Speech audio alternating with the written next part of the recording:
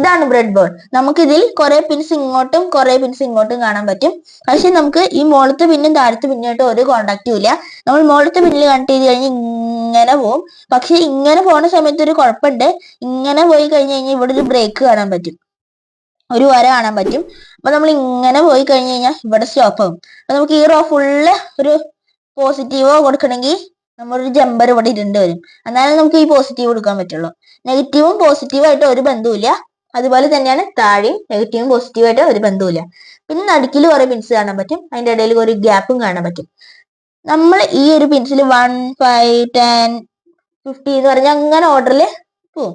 എന്താന്ന് വെച്ചാൽ ഇവിടെ ഈ പിൻസ് ഹൊറിസോണ്ടലായിട്ടാണ് പോണത്, വെർട്ടിക്കൽ ആയിട്ട് ഒരു കണക്ഷനും ഇല്ല. ഇപ്പൊ ഈ ആദ്യത്തെ പിന്ന് കണക്ട് ചെയ്യുകയാണെങ്കിൽ ഇത് ഹൊറിസോണ്ടലായിട്ട് ഈ പിൻസ് ഒക്കെ കണക്റ്റഡ് ആണ്. അതുപോലെ തന്നെയാണ് ഇതും ഇങ്ങനെ കണക്റ്റഡ് ആവും. ഈ പിൻസ് കണ്ട, ഈ ഒരു 5 പിൻസ് മാത്രമേ കണക്ട് ആയിണ്ടാവുള്ളൂ.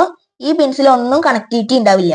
ഞാൻ പറഞ്ഞില്ലേ നടുക്കിലൊരു ബ്രേക്ക്, അതെന്തിനാന്ന് വെച്ചാൽ ഐസ് കണക്ട് ചെയ്യുമ്പോൾ മുകളിലും താഴെയാവും പിൻസ്. പിന്നെ ആർഡിനോ നാനോ ഒക്കെ കണക്ട് ചെയ്യുമ്പോൾ മുകളിലും താഴെയാവും പിൻസ്. അപ്പൊ നമുക്ക് മുകളിലും താഴെയും കോണ്ടാക്ടിവിറ്റി കിട്ടാതിരിക്കാൻ വേണ്ടിയിട്ടാണ് ഇങ്ങനെ കൊടുക്കുന്നത്. അപ്പൊ നമുക്ക് ആർഡിനോ കണക്ട് ചെയ്ത് കഴിഞ്ഞ് കഴിഞ്ഞാൽ രണ്ട് സൈഡിലും 2 ലീഡ്സ് ആയിട്ട് നമുക്ക് എല്ലാം കണക്ട് ചെയ്യാൻ പറ്റും.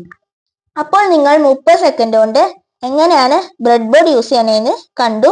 അപ്പൊ നിങ്ങൾക്ക് എല്ലാ സർക്യൂട്ടും ഇത് വെച്ച് ഉണ്ടാക്കാം. സോൾഡറിങ്ങിന്റെ ഒരു ആവശ്യമില്ല.